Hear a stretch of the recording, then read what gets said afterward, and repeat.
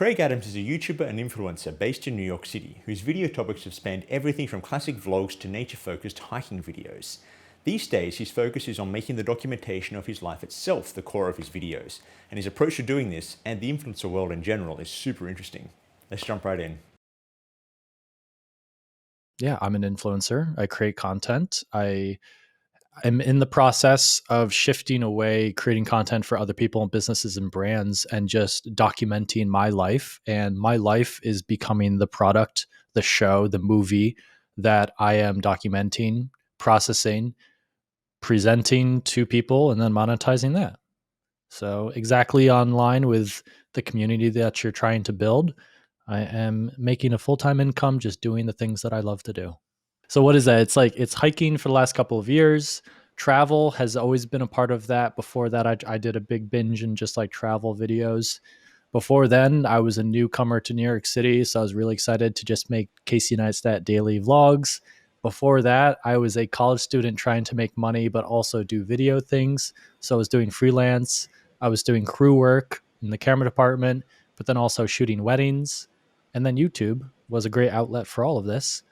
And it's strange working backwards. Usually I work forwards. Well, you mentioned you were doing freelance work when you first came to New York City. What was that, I guess, crossover period like? You were making YouTube videos at the same time, or were you working full time for someone and then you started transitioning into YouTube? What was that crossover like, and how did you approach, I guess, the shift to more YouTube content creation over typical job? So video was a focus of mine coming out of high school, 100%. Went to college in Buffalo for television and film arts and did that. I got most of the benefit and the learning from side projects, side films, writing scripts with friends, starting a club for people who wanted to actually make films and not just learn about, cinema. um, and then freelance was just me taking as many just video and photo related jobs that I could. Coming out of Buffalo, there wasn't that many. And that's why I shifted into weddings and really doubled down on that because it was a moneymaker, and residual because people always get married.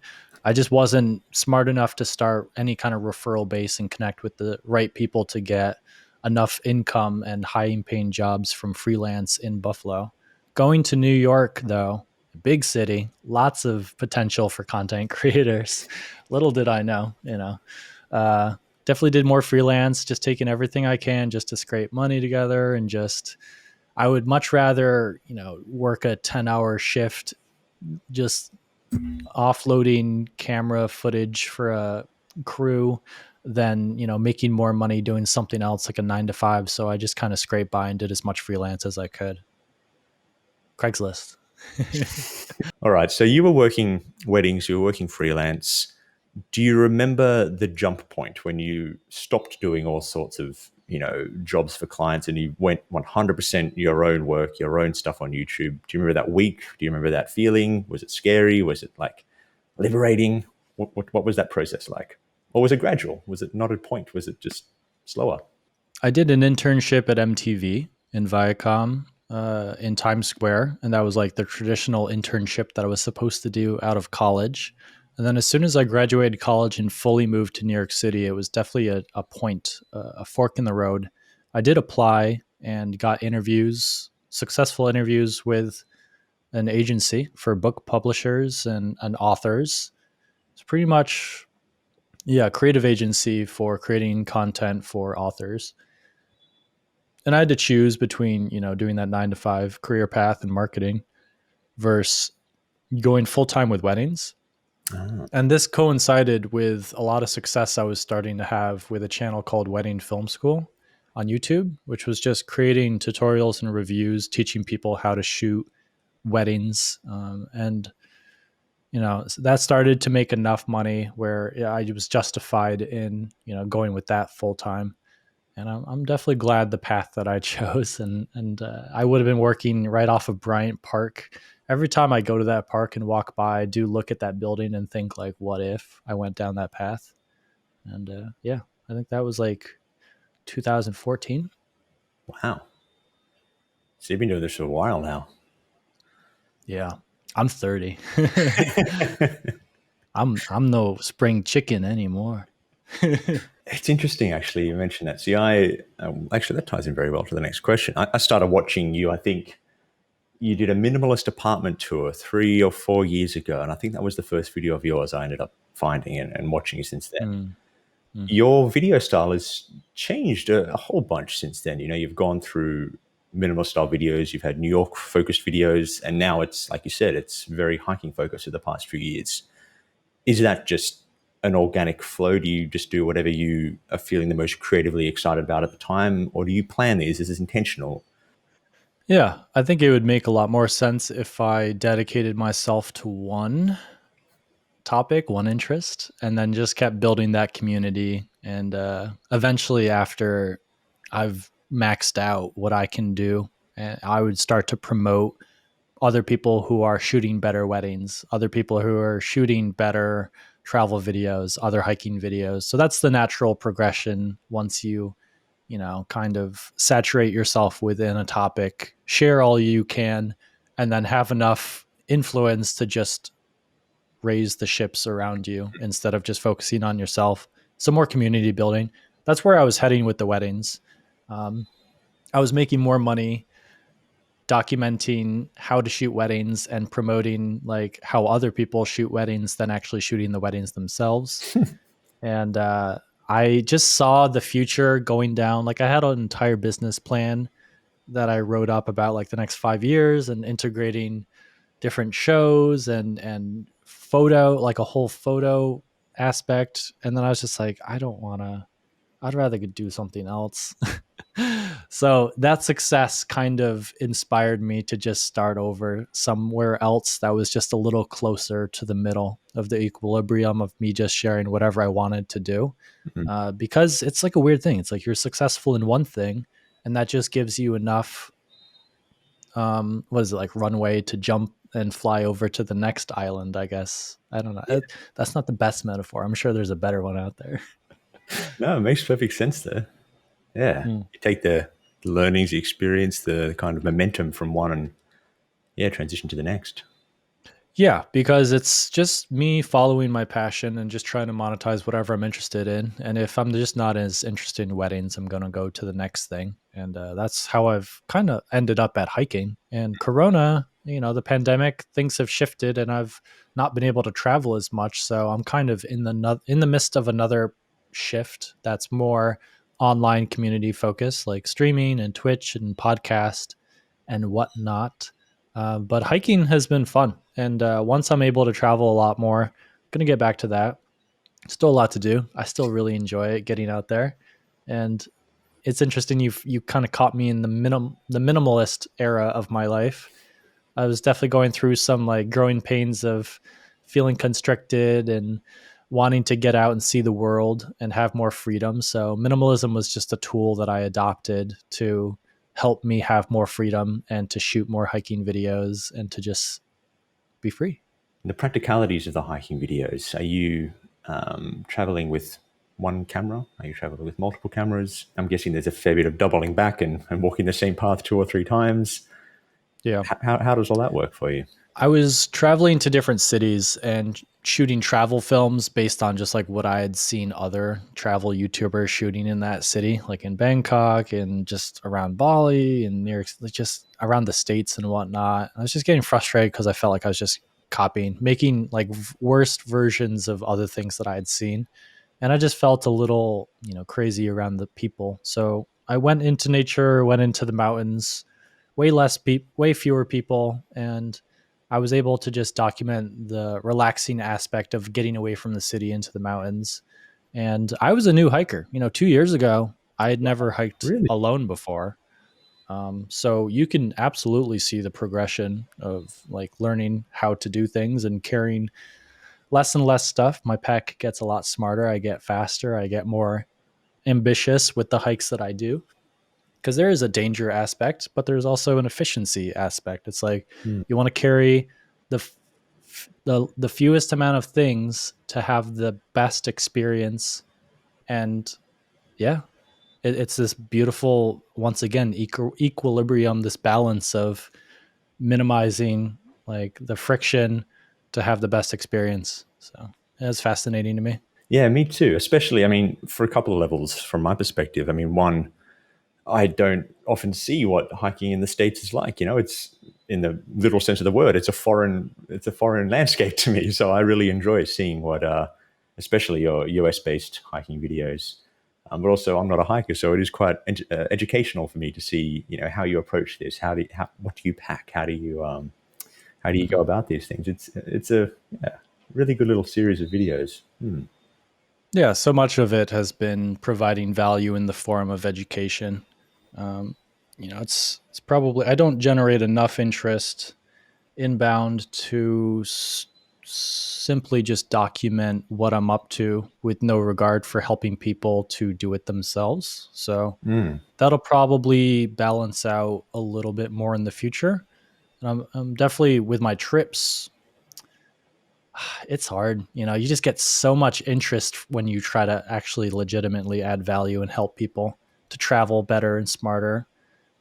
So I can see the goal of just sharing my life without trying to help anyone, and it just helps people Mm. versus like me making tutorials, reviews, you know, do this hike, this is how you do it, this is what you pack. So, And I think you're combining the two quite well.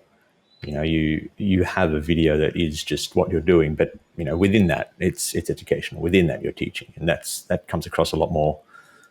I don't know. It's an organic way of doing it. It just happens naturally. but the goal is to just be and just Exactly. share Mm. myself without trying to package it as, a Step pill one, to do help this. someone. Mm. Yeah. Yeah. So that's the aspiration of probably my next 2 years. What's the best thing about being self-employed? What do you enjoy the most about working for yourself? I'm definitely spoiled in the amount of time that I have to just do whatever I want. It's kind of tough to take, the veneer off to realize what life is like for my brothers, my sisters, my, people with responsibilities. Having kids would be insane. But just being here in New York City, doing what I'm doing, like it's awesome. I have unlimited freedom of mobility, of time, of choice, of yeah, I just have ultimate freedom. Yep. I've just gotten over this threshold of just I can go down any avenue. Like if I wanted to start a YouTube channel of just like golfing, like I have enough runway. So what do they call it in startups? Yeah, Right, exactly that. Yeah. it's runway. Yeah, so I have enough runway. Like if I had to just eat into my savings and just burn money, dedicating like all of my time, like 30 days a month or whatever, for an entire year. Like I could probably just dedicate an entire year to making a golf channel and it would be successful probably within a month, like generating income. Um, so I'm definitely over a threshold and it's making me realize like what is the purpose? Like what is this all for? Like growth is not it. Like you can't just say what do you want to do with everything that you're building and creating, and you can't just say like I just want to be bigger and better. Like that's cancerous. There has to be something more, and I'm starting to analyze that and think and ask smart people about how they face this problem themselves. And it comes with getting older, and I want to give back and help community and you know be more than just a person who's influencing people. That is so interesting. You're right. Like, if your goal for so long is a certain goal and you achieve that, what what next? What do you do? What do you think about? I'm curious. You know, what conclusions have you come to, or what are you exploring at the moment? You know, you have the growth you want, you have the audience you want, and like you said, the runway to just create whatever you want to create. Yeah. What do you think at this point? We see movies, we see news, we see this rich successful person and then we hear, the common story. It's like they've made it, but they're unhappy. Why? Will that happen to me? That was the big question that I've been asking myself like the last 5 years. Like at what point do you have enough money to just take care of yourself, take care of the people around you? And Like, at what point, how much money do you need to just have complete freedom to have all the choices in front of you to go in any direction, to have enough runway to do that successfully? And then what, even once you satisfy that, like, what's the next goal? Like, it can't be just, I want to be, I want 2 million followers on Instagram. Like, I want 5 million subs. Like, that's just growth at any cost. And there's definitely negative effects to that. And I'm definitely just trying to find the purpose. And yeah, I will. And we may have just touched on this answer through what we were just talking about through lack of direction, but what is the hardest or the worst thing of being self-employed? What do you struggle with the most? I don't ask myself this enough. If I don't have an answer within 10 seconds, I haven't been thinking about it. Well, I got to write this there down. isn't something you struggle with at the moment. Maybe this is a good sign. I do struggle with things. I just don't have it in the back of my mind. What am I struggling with? Okay, yeah, I do. So I have a lot of, what's the biggest one though? Um, yeah. So just immediately, a lot of my friends have left the city, and I was living out of a backpack and traveling nonstop, and made this big hurrah about leaving New York City. And I'm finally gone. I'm going to travel the world. Goodbye, New York City. Goodbye, all my friends. And I'm back here just because of the circumstance. And yeah, it's hard to hang out with anybody in person, regardless of the pandemic or not. So I've been trying to reach out and make online social circles. And I feel like people just don't trust my word with things, promises that I try to put out there in the world. And I just don't think my prediction model is as attuned as I think it is. I don't think people, respect and believe that I will follow through with things that I say. And that is core to social connection. Like, people have to know that they can trust you. Whether it's, I'll say I'll do this project, I'll do this video, I'll leave this city, I will do this in this amount of time. And then if you just don't hit those goals, people aren't going to trust the next one that you try to make. Do you think that is a function of the medium because it's through online? Is there less genuine connection if it's through a screen, or is that caused by something else at the moment? Yeah. So I've been looking into who were my friends, how did we meet, under what circumstance did they grow or fade? And a lot of influencers will become friends with other influencers because there's a mutual exchange of value, Ah, cross promotion of audiences. This person's helping me, so I'll help them. It's very transactional within the influencer community when you're just making friends with other people who are doing what you're doing. hmm. And I think not having friends and family who don't, you have to have friends who aren't influencers when you're an influencer, because they'll talk to you out of the kindness of their heart. They'll want to help you, regardless of the number of likes you might bring them if you tag them in a photo. And I think having that is important. You can't have just 100% transactional relationships. A couple of my friends have had more success in terms of growing their audience and just metrics on YouTube and Instagram and Twitter and whatnot. And it's interesting. I try to put everything back on myself and analyze what I'm doing differently to not, accomplish the things that I'm trying to accomplish, as far as reaching out to them, not getting a response, sometimes getting a response, asking to, let's hang out, let's do this. I can't, or maybe we can, maybe, but then the last minute they'll cancel. Mm. So it's like, it's a good exercise to look at the situation from their perspective. And sometimes that's hard because you don't fully know what's going on. You can only see what they post.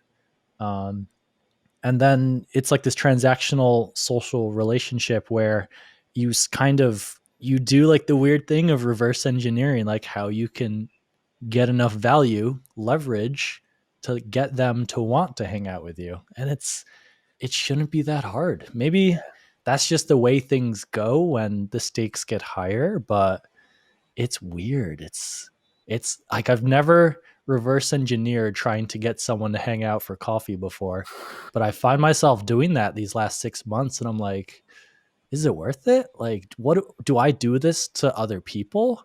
It's a shitty feeling. Is there the flip side, the positive side to it, though? I mean, you say uh, a lot of in the influencer world, friendships can be quite transactional, and you meet people through an exchange of value. You meet people through a collaboration. You meet people through a job.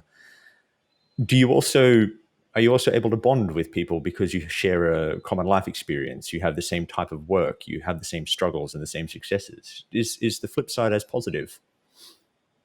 Yeah, I would say I have a lot more friendships, and then some of them are like good friendships through social media, through just connecting over creating content and doing what we do. And I think there is a mutual understanding when you have like maybe a significant other who is in media and kind of gets it. You know, my girlfriend right now is a lawyer, and she has never really posted for attention before, and it's a new thing that we discuss, and I think it's really working because she's just not what I am and I'm not what she is. And there's like a beautiful realization that like you don't have to always like be with someone who is the exact same as you, because we get the benefit of like putting everyone on a spectrum of how much value they bring us, and we should dedicate time to people at the top and less at the bottom. Like, it makes sense mathematically and it's efficient for like growing a following, but there's just something about it that doesn't lead to happiness. It's like you have to have genuine people, and I would say that's love, unconditional. It's like loving someone regardless of like what value they bring you, and it extends past your significant other to like your entire social circle. Like, you can't just have transactional relationships. And like I said, it makes me analyze how I treat people. And I guess this loops back to like if I would travel around, post on Instagram, and then agree to meet up with maybe one or two people based on the number of followers they had or the number of DMs that I see throughout our entire time of them following me. Like, I would meet up with someone I trust more, who's sent me a lot of messages that I understand, versus someone who's reaching out for the first time. So it's like tough because you have to put people in a spectrum to make your time valuable. But then again, the more you rely on this spectrum of quantifying people's importance, it's not the full picture. You have to have this under this other social circle on top of that, of like not always doing stuff to get something. It's a selfish nature. So one of the beautiful things about New York City is how diverse it is. You have the rich, the poor, the fortunate, the unfortunate, all mixed into one crazy soup. People from all over walking next to each other. And that's why I'm attracted to the city. But like on top of it, you can see the opposite of just people who create content, helping each other and hanging out with each other just because it'll further their career. And it's a weird juxtaposition of those two worldviews, I guess. So that leads me to solve. How do I solve the problem of feeling like I am lacking trust, and people don't believe me? So authenticity and transparency is something that I'm really digging into. Learning a lot from smarter people, taking notes, making an outline for my approach. And it goes back to this idea of like, as a society, are we moving towards more sharing our personal data? I think we are. And it's causing more discussion about encryption and data ownership, and how companies are using the data that we give away for free, or trade for services or utilities. um, Google, who should we date, where should I work, what should I do tonight? We just give our data for those answers. And I think we're moving towards a society where it's we're sharing more, but I don't know. It's really weird because I'll play it out. I'll game it out in my head. Like, what if I shared every single phone call I ever have? Hmm. What if I stream every time I use a screen on my computer? What if I have a stream, a timeline of every single piece of content I produce or consume? What if I make reaction videos or quick text summaries? or review every piece of content I consume, YouTube video, song, everything. Like, why do I have secrets? Like, if I have a secret, am I hiding it because I feel subconscious? Like, am I scared that people will know? Why am I scared that someone will know this? Like, if I play a video game for 10 hours on a binge, like, why would I hide that? Like, what do I feel if someone might know that? Mm. Finances, like, why do I hide how much I make? What do I spend my money on? Like, how much did I pay in taxes? Like, why is all of this private? What benefit would come from breaking the stigma of sharing these things?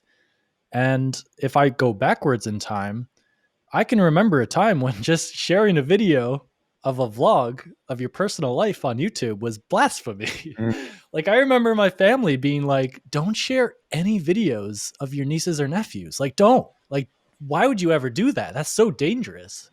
So we're completely shifting in the direction of share everything. And I'm just trying to analyze the pros and cons of that. And I think there's a lot of pros, to be honest.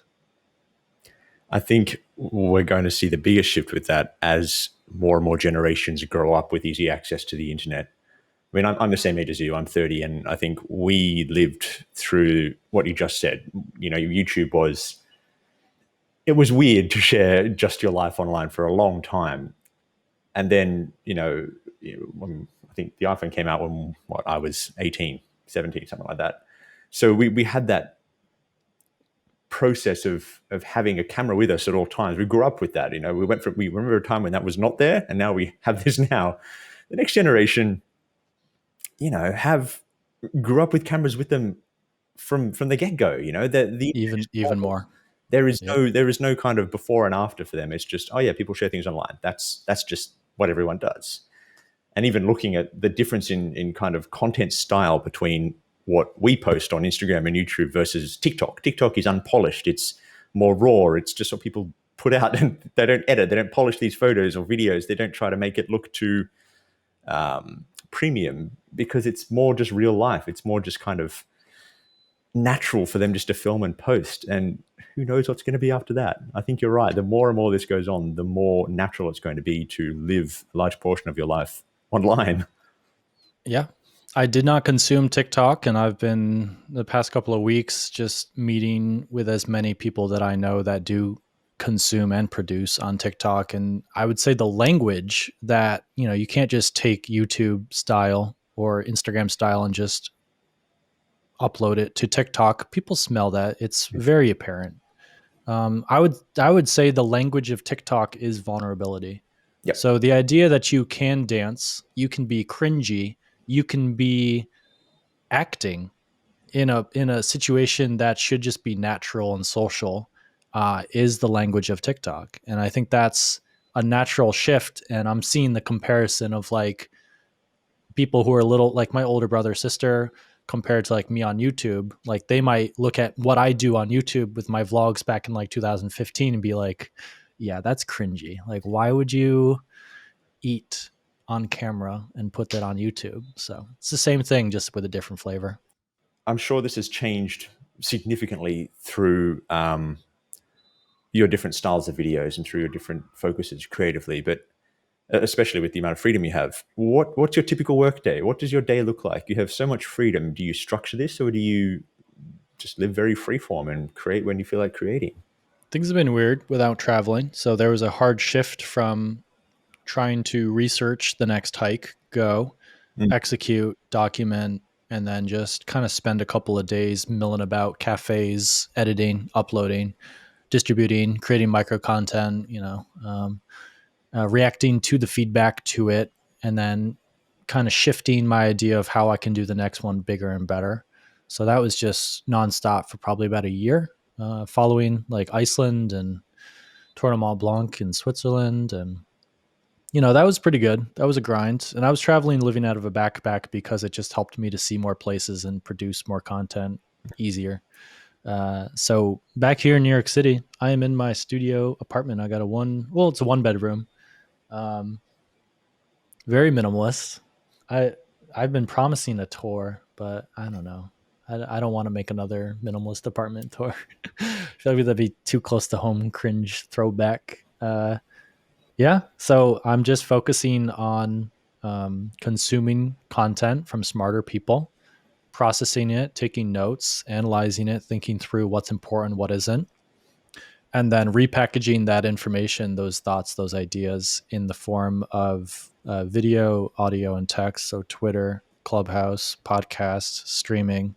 Haven't been making too many YouTube videos just because my content has become so niche for hiking audience on. So, when I'm not out there traveling, hiking, it doesn't make sense to publish in those channels. So, like I said, I've been pretty successful, like monetary wise with the hiking stuff. So I've got enough runway to just at least go through the winter and just focus on consuming cool things, thinking about what's important, and then curating that to my own audience.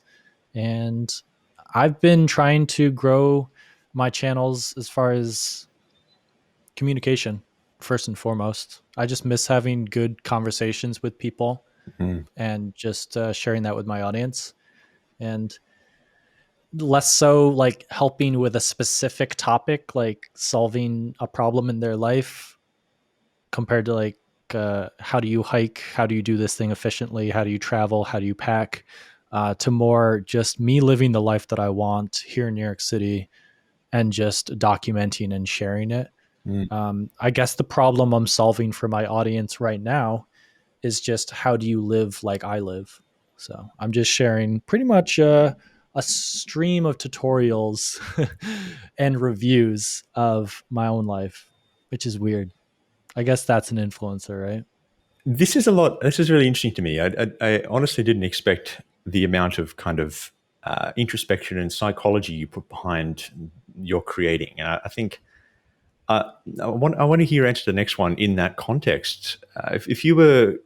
If someone was aiming, what you just said, if someone's aiming to live like you do, work the way you work, could you distill if you could distill one piece of advice, what advice would you give? Or, think about your past self. What advice would you give to your past self to help your journey be a little bit easier to get to where you are today? Yeah, I get this question a lot, and it's hard to say it over and over and over and over again. It's also hard to distill, a decade's worth of knowledge into, a 1 minute answer.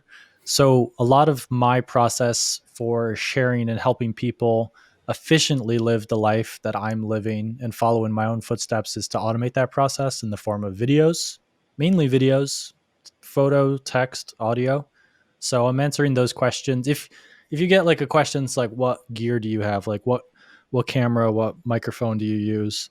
Like I could answer that every single time I get the question, or I could automate it in the form of making craigadams.com, which is a gear grid of all of my current gear and with links for affiliate. So people can kind of answer that question themselves. And in the same way, it's like, how do you live this way? It's like I'm trying to just make a stream of tutorials and reviews for people to follow in real time. It's a bit harder to go back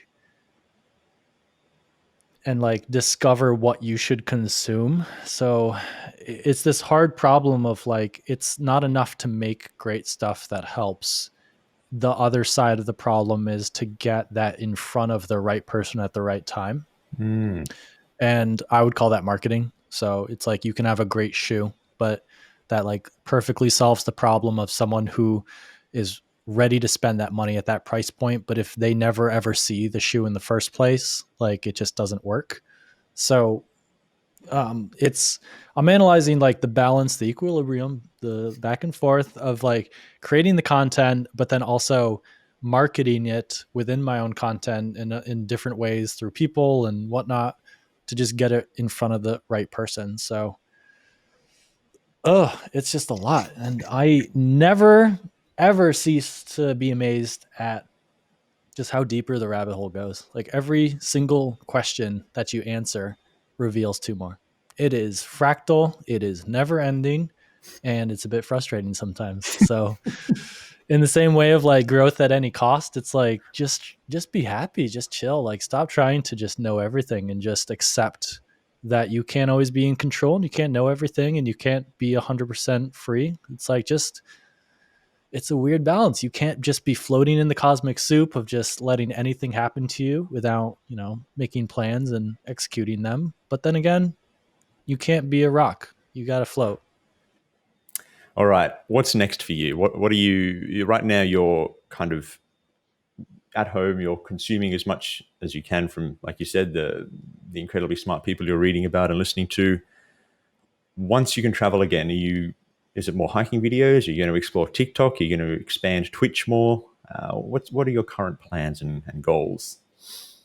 Yeah.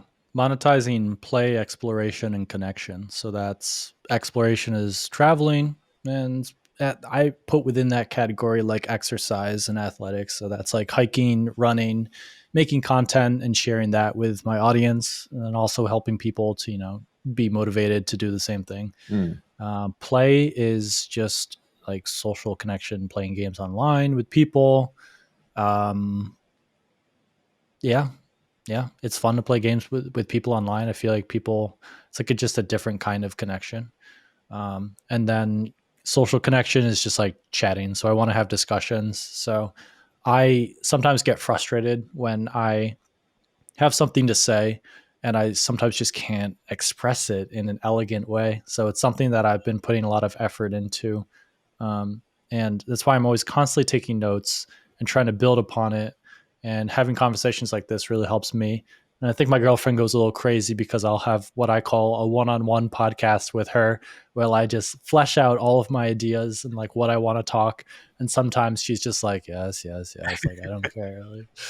So, yeah, building out the podcast to have more conversations with people. I'm excited about Clubhouse, really excited about streaming and Twitch. It's just same thing, different flavor. It's all an email list, making a promise, keeping a promise as far as the content that you're going to distribute. Um, but as far as hiking, it's going to take some time, so a couple of months. Mm. But I'm definitely going to make more hiking videos. I have a list of like 100 hikes to do. Always there. All right, I'm starving. This was good. Yep. Yeah, this is really fun. Thank you very much for taking the time. Really appreciate it.